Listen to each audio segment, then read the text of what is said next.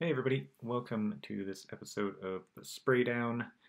This one will cover Falcor, a very cool V11 in Boulder Canyon. My name is Thomas Murphy. I'll be your spray lord for today, and just because this is the first episode, I just wanted to give a quick intro.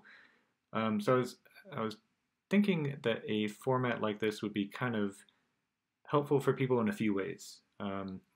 First, if you're like me and you kind of daydream by looking through Mountain Project, looking for your next project, this might kind of give you a bit more insight into the details of the problem if it kind of fits what you're looking for.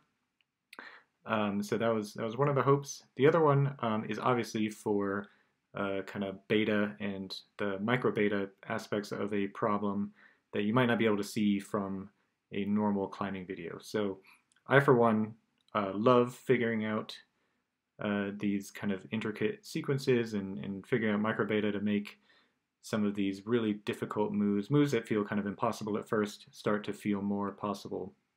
And I like working on that with other people and sharing it with other people.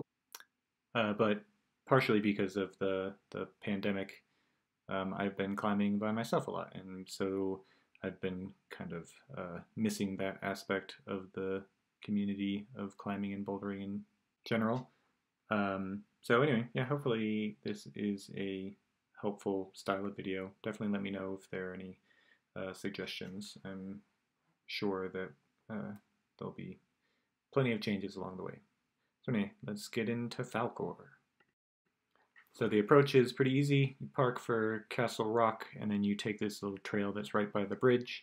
It's pretty steep, but very short. I think it took me about 6 minutes all told.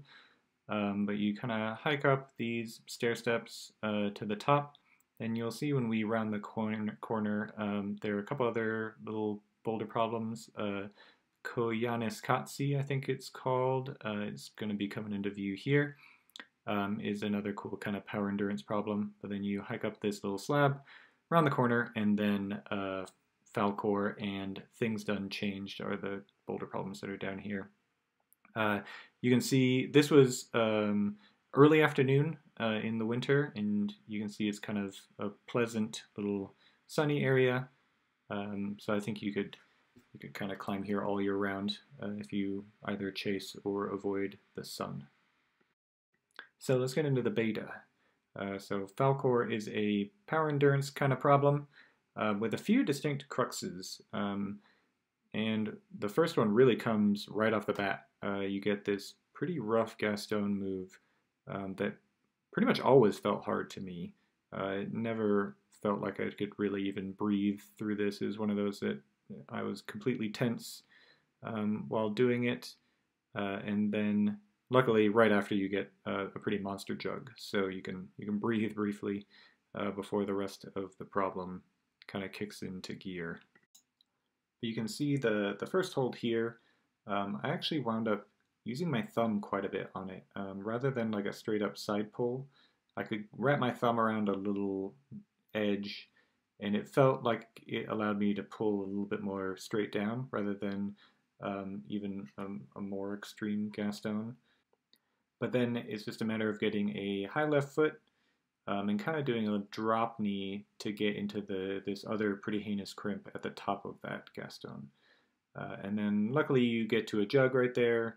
You can cross your feet through and kind of shake out for a second on this big ledge before making another big move. And I'll be honest, even though this is definitely the easiest move on the problem, it never felt super secure. And I think it's just because you're going off of kind of a flat jug, and you have the one foot. It's a good foot, but underneath you, it just means that you have to go for it with a bit of conviction. Just because as you get a little bit higher on that jug, it starts to feel worse and worse. But luckily, the hold that you're going to there is also a pretty massive jug. So then after you hit this, you see you get a hand heel match, cross over to this pretty good side pull crimp, and then you begin definitely the most interesting part of the whole sequence. So I bring my right foot up to this little corner hold, and twist pretty hard to get to this kind of crimpy pinch. It seems like there are a few foot choices for this move, depending on what works for you and what kind of sets you up best for the next move. So this next move was the one that definitely took me the longest to figure out. This right hand crimp pinch kind of thing was very finicky for me to figure out how to use properly.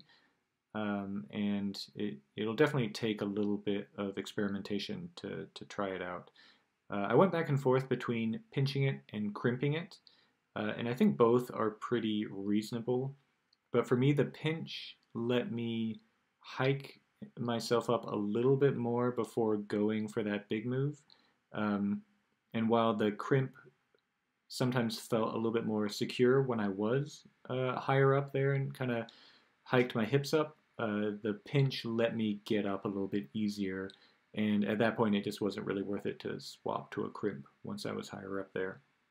But here you can see I get that little thumb catch, and I'm pretty high up on that crimp. It felt a little bit better, easier to dig in up there. And then you get a high left foot, and you kind of pull yourself up as much as you can and make this big move to a good hold. Luckily it's very good, so your feet could cut and you'd be fine. And then you go over to this other side pull jug, swing a foot over to a decent foot, kind of prepare yourself, and then you make this pretty tough Gaston move outright. But you can see here, mostly it's that right foot kind of keeping you on, and that left hand obviously, which is pretty good. But I found pasting my left foot onto just a little nub was really helpful, just to get myself over enough to make transitioning to the right into this crimp feel a bit better. But I'll be honest, this crimp feels pretty heinous, but it's on a bit of an angle change, so it makes it feel a little bit better. And then you can kind of see I found a decent little thumb catch.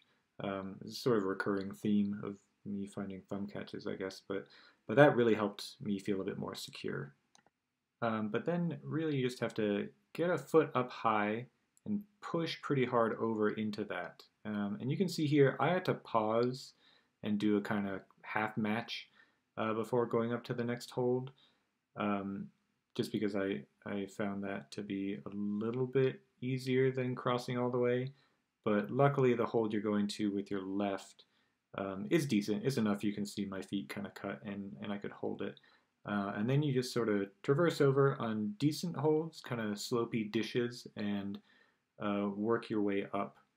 My camera angle was bad, so I didn't catch it. But generally you can either just hop off wherever it feels reasonable to. I went kind of halfway up this 5'9" that some people top out on, but found a rest jug, kind of just hung out there for a little bit and down climbed. I was just by myself, so I figured I didn't really want to quest up the unknown solo.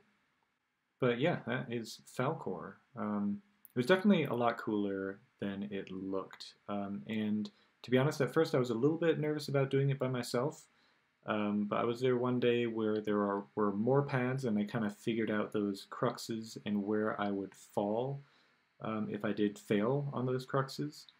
And I had my pad setup was a big organic, medium organic, and a little slider, and that was enough to feel pretty safe to be able to pad up those 3 cruxes. So I felt okay doing it by myself.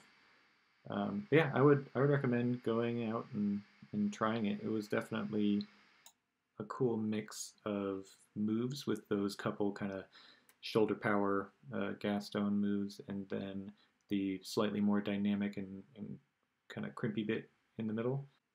But all in all, a cool and satisfying problem for sure. Thanks very much for watching this. Again, please let me know if you have any suggestions or even any requests. Like if you're working on a problem and having trouble with some data, that'd be super fun to have an assignment to go try stuff out. But thanks again, and I will see you in the next video.